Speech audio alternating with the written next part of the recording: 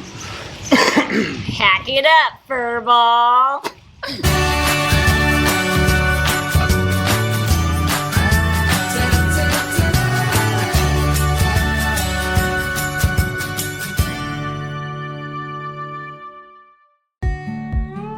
Hey everybody, I'm Garrett. And I'm Carolyn. And we're Diary of a Family. Inspiring you to live intentionally. And we have a fun review today of a campsite. We are talking about Lake Sawyer RV Resort in Black Diamond, Washington. You know, when we were first getting into RVing, we were looking for RV parks, and this is one that was about 5-7 minutes from where we were living. Only about 2.5 miles up the road. Yep. And so we were like, okay, this would be the perfect location for us to stay. Not knowing anything about the park, we went and we got information about the park probably a couple months before we went there. We also stayed for a week prior to taking our rig in the shop. Yep. Just to kind of get our feet wet. We've been hopping from park to park, staying for a week or two. Yeah. Just to get that experience at the end of summer of packing up and moving and setting up, and then, you know, we didn't want to get our rig set up for several months and then forget how to do everything.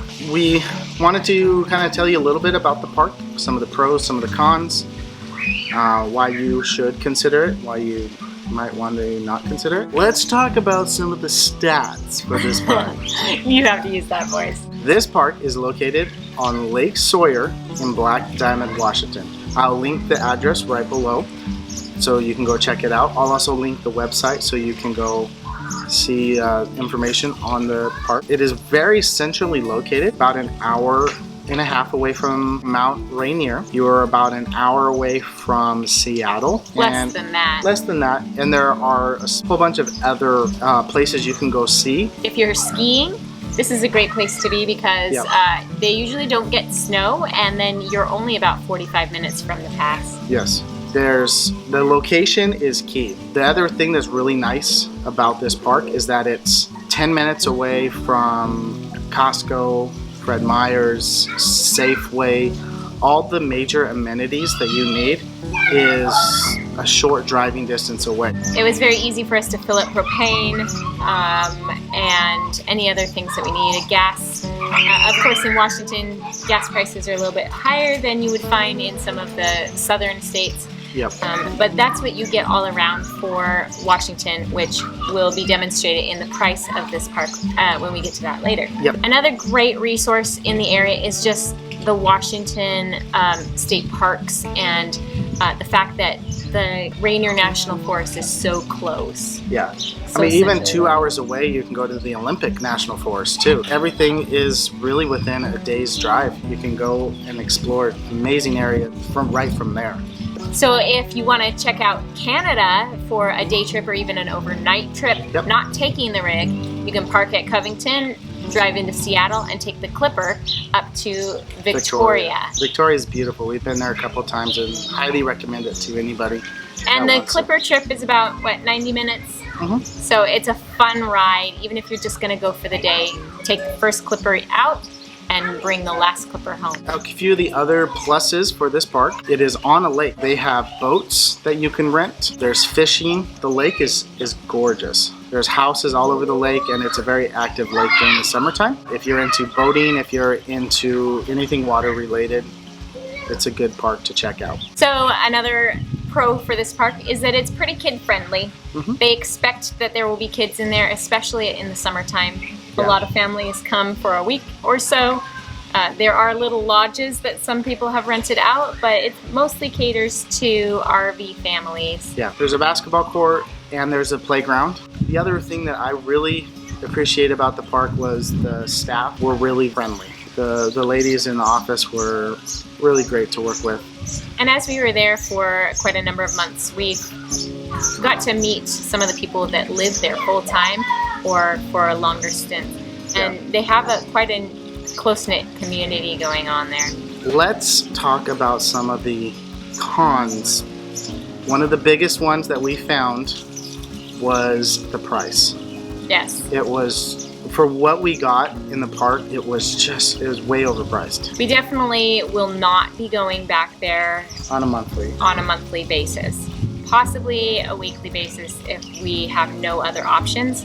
But really the best thing to do when you're in Washington is to have one of those memberships such as the 1,000 Trails memberships and stay at one of those parks instead, because it was $9.50 a month, and that included an extra vehicle, an extra 2 kids, I believe. But it was not for a sewer site. It was $9.50 for just 30 amp electricity and water. So we had to dump our own tanks every week or so. Had to use your poop wagon.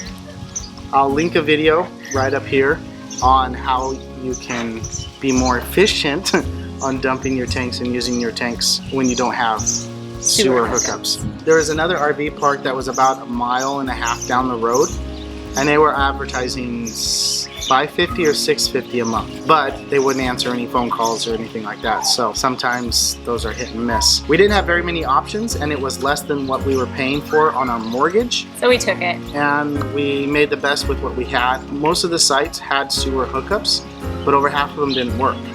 So that's one more con for this place. They didn't keep their property up very well. It was definitely run down. We did see some work happening, a small deck in front of one of the outbuildings that was literally rotting away, and at one point they did tear it down and replace it.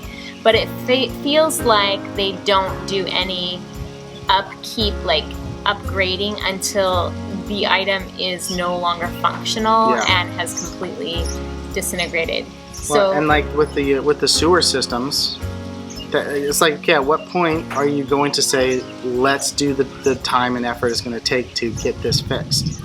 So what he's talking about is part of the sites, they did have a sewer connection, but they were marketed to us as non-sewer because the sewer was somehow not functioning properly. Yep. So that's, a health hazard. When it was like $1,100 a month for sewer. So you were paying like $300 extra just to be able to dump your poop right there and not take it over. So the pricing was just odd. The other thing that was kind of bad was the facilities. They had a shower house, they had a bathhouse. We did use the bathhouse because we were not hooked up to sewer. It did help with our water conservation. But the showers smelled musty, they were moldy. At one point, shower curtains were replaced in the women's showers, but it felt like things were like patched and fixed, and it just... Well, and it was just like it was upkept by the maintenance person. Whoever's the maintenance person, go in, I'll fix that. It wasn't like bring in someone to actually redo the whole thing. And in the guys' side, they went down to one small stall. They had 2 of them, but they shut one down and decided not to even bother, and it just became a trash dump. I do understand that we were there during off season, so they probably weren't keeping the facilities up as best as they could have, and I'm sure that as we left in March, the beginning of March, and they were starting to probably starting to work on the facility and get it ready for the summer season. While we were there, we did go through several windstorms and ice storms that brought down a lot of tree limbs and branches, and I appreciated that the very next day they were getting out and getting those branches cleaned up off the road. There was always somebody in the park during the week blowing off the roads and cleaning flower beds. It was just the facility, the buildings, and the actual hookups that we felt were not being kept up as well as they should have been. We had a snow and we had all that really nasty weather, and it's one of those things that like it doesn't really happen there all the time. It's like once every 10 years. And we got several storms in a row within the space of a month. So for Washington State, it's pretty pricey to be up here. Definitely try to be on some sort of membership. If you can't, come and enjoy Washington for its greenness, its beautifulness. Realize that in the off season even, you are going to be paying twice as much as you would in, like, say, Texas or here in Louisiana. It's a great location, but do some research. You may find another park that also has great location, but has better amenities, or at least you're not paying so much. If you are coming for a week, or even 2 a few weeks, days, or a few days, come enjoy the lake. Yeah, come enjoy the lake, come enjoy the area, surrounding area. It's a great place to kind of reset everything if you're traveling on the road. Or having to make repairs, Yep. or just needing to be off the boondocking trail for a while. We hope this campground review was helpful for you. If you liked it, leave a comment below. Let us know what you liked about this park.